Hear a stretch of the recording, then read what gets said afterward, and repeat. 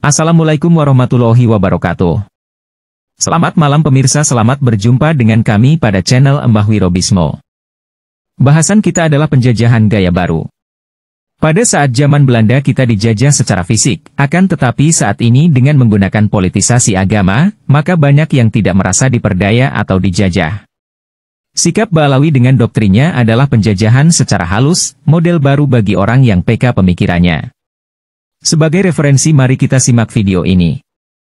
Maka saat ini tidak ada lagi di Banten dan di bumi Nusantara, pribumi Nusantara dikhianati, dibodohi oleh oknum-oknum yang hanya ngaku-ngaku durian tapi. Berdiri kalian, injak bumi Indonesia adalah bumi kalian. Negara ini negara kalian. Kalian wajib menjaga Indonesia, kalian wajib menjaga tanah air Indonesia. Dan siapapun yang akan menjajah kalian. Sudah cukup Belanda menjajah kita. Sekarang kita tidak boleh dijajah oleh siapapun dari luar negeri. Paham? Paham? Bangkit kalian. Tidak ada lagi penjajahan. Setelah Belanda, di zaman modern tidak ada lagi penjajahan. Dan siapapun dia orang asing. Kalian harus punya harga diri. Kalian pun darah pejuang. Bangkit kalian. Tidak perlu kalian mencium kaki orang-orang yang menggolimi tanah tumpah darah Indonesia dan rakyat Indonesia dari keturunan nama Songo usulnya.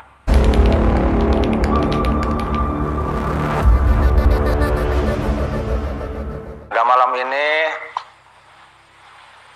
saya mencoba untuk menjelaskan siapakah itu zuriyah Rasulullah Muhammad sallallahu alaihi wasallam. Wallahu a'lam bishawab, yang saya tahu zuriyah Rasulullah Muhammad sallallahu alaihi wasallam bergelar Sayyid kalau dari keturunan Sayyidina Husain, dan bergelar Syarif dari keturunan Sayyidina Hasan. Perempuannya dari keturunan Sayyidina Husain Sayyidah.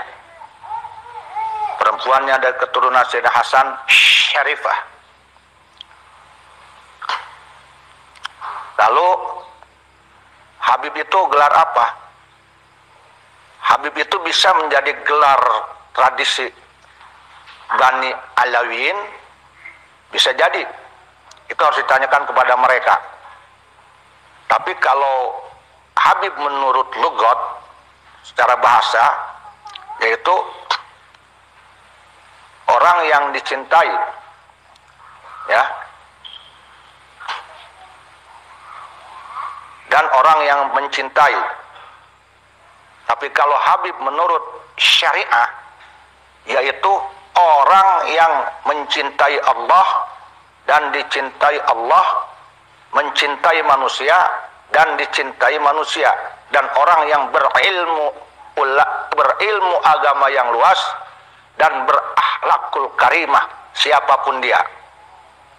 Jadi siapapun dia, kalau Habib berdasarkan syariah, siapapun dia, baik dia dzurriyyah Rasul atau tidak, kalau dia berakhlakul karimah, berilmu agama Islam yang tinggi, ya,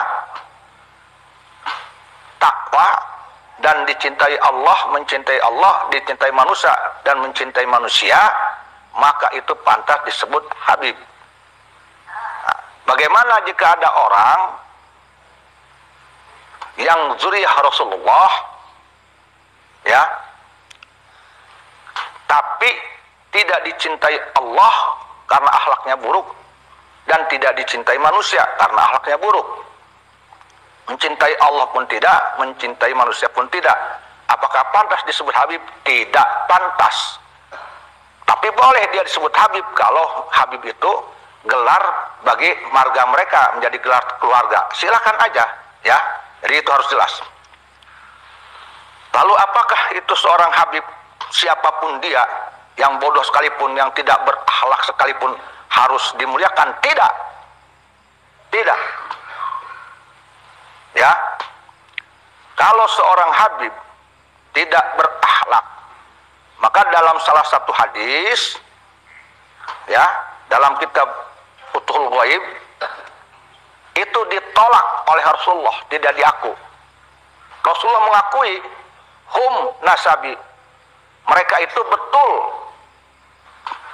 keturunanku, falaisa minni, tapi dia bukan bagian dariku. Nah, karena sesungguhnya dzurriyyatku itu attaqiyun, orang yang takwa. Jadi ada banyak Habib yang tidak diakui oleh Rasul karena akhlaknya buruk, karena menimbulkan mudarat. Bahkan dalam salah satu hadis disebutkan Rasulullah pernah berdoa, yaitu kepada Allah Ta'ala, ya Allah, aku tidak menghalalkan mereka, artinya ahli baitku, yang merusak tatanan yang sudah ditata olehmu. Nah, tidak menghalalkan Rasulullah, karena sesungguhnya zuriat Nabi Muhammad itu takwa. Jadi kita harus punya batasan ketika akan memuliakan zuriat Rasul. Muliakan ketika zuriat tersebut bertakwa, tapi silahkan ditegur, dikritik ketika melakukan kemudaratan. Ya, apakah ada zuriat Rasulullah Muhammad Sallallahu Alaihi Wasallam selain Habib? Banyak. Karena pada asalnya gelar zuriat Rasul itu bukan Habib, tapi Sayyid dan Syarif. Buktinya cucu Nabi Muhammad sekalipun yang langsung cucunya, Nabi Muhammad punya anak Siti Fatimah, Siti Fatimah punya anak Sayyidina Hasan Husain, disebutnya bukan Habib Hasan, bukan Habib Husain, tapi Sayyidina Hasan, Sayyidina Husain. Bahkan Nabi Muhammad sendiri masyhurnya disebut Sayyidina Muhammad Sallallahu Alaihi Wasallam. Ya, jadi apakah ada zuriat Rasulullah selain Habib? Banyak. Sayyid, Syarif, itu zuriat Rasul. Syarif siapa? Syarif itu zuriat Rasul dari keturunan Sayyidina Hasan. Syarif, mereka tidak disebut Habib, tidak. Ya, karena gelar Habib mah kalau tidak salah lazim hanya dipakai oleh Bani Alawi, Bani Alawin dari Yaman. Itu pun dari keturunan konon katanya Alwi bin Ubaidillah. Itu keturunan itu yang memakai gelar Habib. Tapi keturunan Sayyidina Al-Muhajir yang lain itu tidak panggil Habib. Semuanya Sayyid, Syarif, Sayyid, Syarif, Sayyid, Syarif. Jadi harus paham dalam hal ini ya. Harus paham. Apakah kita harus mengikuti semua yang diucapkan oleh Habib? Tidak. Ikuti yang baik, tinggalkan yang tidak baik. Lebih utama mana? Syarif yang bodoh dengan non-syarif yang pinter. Berdasarkan kitab Muraqi Ubudiyah karangan Syekh Nawawi Tanaro, lebih utama alim yang ahwal dibandingkan dengan zuriyah Nabi yang bodoh. Alasannya kenapa? Berdasarkan kekuatan firman Allah dalam Al-Quran, yarfa'illahul lazina amanu minkum wallazina utul ilma darajat. Allah mengangkat orang yang beriman di antara kalian dan yang berilmu beberapa derajat. Itu al ulama'u warasatul anbiya. Jadi ilmu didahulukan oleh Allah. Kenapa? Kalau terhadap orang yang berilmu kita bisa berguru mendapatkan ilmunya. Lalu kalaupun itu oknum Habib, kalau bodoh, nanti mau ngambil ilmu mana dari beliau? Oh, kalau kenasaban, kalau nasab tertinggi dibandingkan nasab yang lain, ya nasab ke Rasul. Kalau untuk pribadinya, dia yang punya nasab Nabi, nasab Nabi, keuntungan hanya buat dirinya. Oh, ada oknum Habib yang bodoh. Andai kata pun itu menjadi kemuliaan, mungkin dia punya keuntungan di akhirat, hanya untuk dirinya, gelar Habib untuk dirinya, keselamatan di akhirat pun hanya untuk dirinya. Tapi kalau ilmu, Ustadz Abdullah punya ilmu, bermanfaat untuk dirinya, bermanfaat untuk orang lain yang menjadi muridnya, menjadi orang yang takwa. Ilmu bisa membuat dia menjadi orang takwa sehingga selamat di akhirat. Tapi kalau Habib yang bodoh, kalaupun dia mempunyai keutamaan dari kehabibannya paling untuk dirinya. Tapi kalau ilmu bisa memberikan keutamaan ke yang lain, bisa menjadi pintar, dengan pintarnya ngartinya ke agama, dia bisa menjadi orang yang takwa dan selamat. Maka lebih utama ilmu daripada nasab yang bodoh.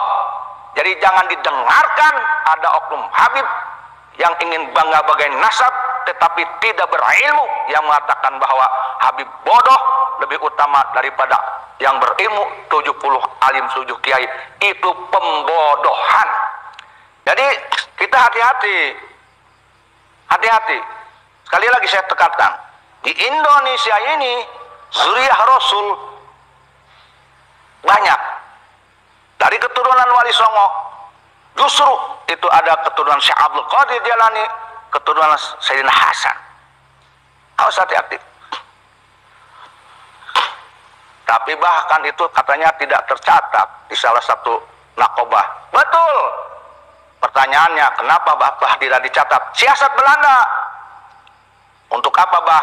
Sengaja agar keturunan Wali Songo tidak diketahui oleh masyarakat bahwa di Indonesia tidak ada keturunan Wali Songo. Kenapa sebabnya Bah?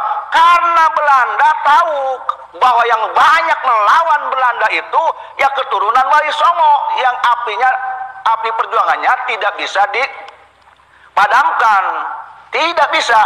Tidak nyerah oleh diberi medali oleh Belanda, tidak nyerah oleh diangkat jabatan oleh Belanda. Itulah keturunan Wali Songo. Tapi kalau keturunan sebelah ada yang taluk diberi medali oleh Belanda, Bung, keturunan sebelah ada yang nyerah karena diberi jabatan oleh Belanda.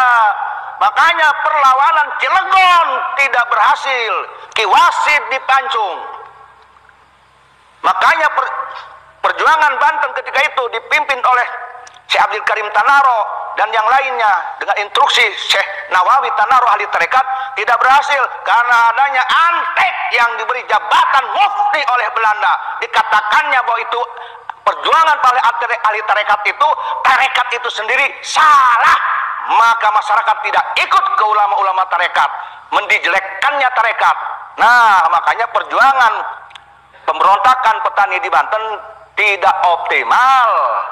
Maka saat ini tidak ada lagi di Banten dan di bumi Nusantara, pribumi Nusantara dihianati, dibodohi oleh oknum-oknum yang hanya ngaku-ngaku durian tabi. Berdiri kalian, injak bumi Indonesia adalah bumi kalian. Negara ini negara kalian. Kalian wajib menjaga Indonesia, kalian wajib menjaga tanah air Indonesia dari siapapun yang akan menjajah kalian. Sudah cukup Belanda menjajah kita. Sekarang kita tidak boleh dijajah oleh siapapun dari luar negeri. Paham? Paham? Bangkit kalian. Tidak ada lagi penjajahan. Setelah Belanda, di zaman modern tidak ada lagi penjajahan dari siapapun dia orang asing. Kalian harus punya harga diri. Kalian pun darah pejuang. Bangkit kalian. Tidak perlu kalian mencium kaki orang-orang yang mendolimi tanah tumpah darah Indonesia dan rakyat Indonesia dari keturunan Wali Songo khususnya. Tidak ada kemuliaan bagi mereka keturunan pengkhianat negeri ini. Paham? Kecuali mereka yang tobat, yang takwa kepada Allah Subhanahu wa taala dan berbakti pada rakyat dan bekerja sama dengan Umaro untuk membangun Indonesia dan rakyat Indonesia. Aing bisa dia tah ngamuk man dia, ngamuk mah aing ngebogana teu kudu diajaran. Aing mah kudu diajaran lembut, kudu diajaran sopan. Model aing diajaran teu sopan, diajaran papolotot beukina. Pugu aing mah teu diajaran geus bisa dia papolotot mah. Maka orang yang ngaku cucu Nabi, dia mengajari melotot, ngejauhi jawara, ngajari marah, ngajari kebencian. Tolak. Bila mana perlu, usir di negara Indonesia. Paham? Jangan hanya di Banten, usir dari negara Indonesia. Rakyat Indonesia harus kembali kepada fitrahnya. Mana fitrah rakyat Indonesia? Ramah, sopan, adat ketimuran, sopan. Kalaupun dia tegas ceramah, keras ceramah suaranya, tidak ada caci maki dan hujatan dan fitnah dan provokasi. Itu orang Indonesia. Kalaupun dia lembut, lembutnya suaranya, dan tidak ada caci maki. Boleh keras, asal tanpa caci maki dan hasut, tanpa ada adu domba, antara rakyat dengan umaro, antara rakyat dengan ulama. Silahkan dia lembut, tapi tanpa caci maki, tanpa adu domba dan provokasi. Islam tidak melarang tegas dan keras. Yang dilarang, jangan kau campurkan batil dalam ketika berceramah atau berpidato, yaitu mencaci maki, menghujat, memprovokasi, anjing, babi. Tidak halal bagi penceramah, walaupun dia Habib, haram, dosa. Barang siapa yang menghalalkan perbuatan bicara anjing dan babi, maka dayus, kulu dayusin kilabunar. Setiap dayus itu anjingnya neraka, kata Rasulullah. Jadi jangan kau benarkan ucapan kotornya anjing babi, jangan, haram, tidak boleh. Ketika kau menghalalkan, maka kau jadi dayus ketika itu. Anjing neraka, kata Rasul Muhammad SAW. Karena menggunakan kedok agama dengan dalil-dalil serta ayat-ayat, maka banyak orang yang tidak merasa diperdaya atau dijajah. Buktinya banyak yang menjadi muhibinya. Silahkan Anda berpikir dengan akal yang cerdas, pemikiran yang jernih. Sekian, wassalamualaikum warahmatullahi wabarakatuh.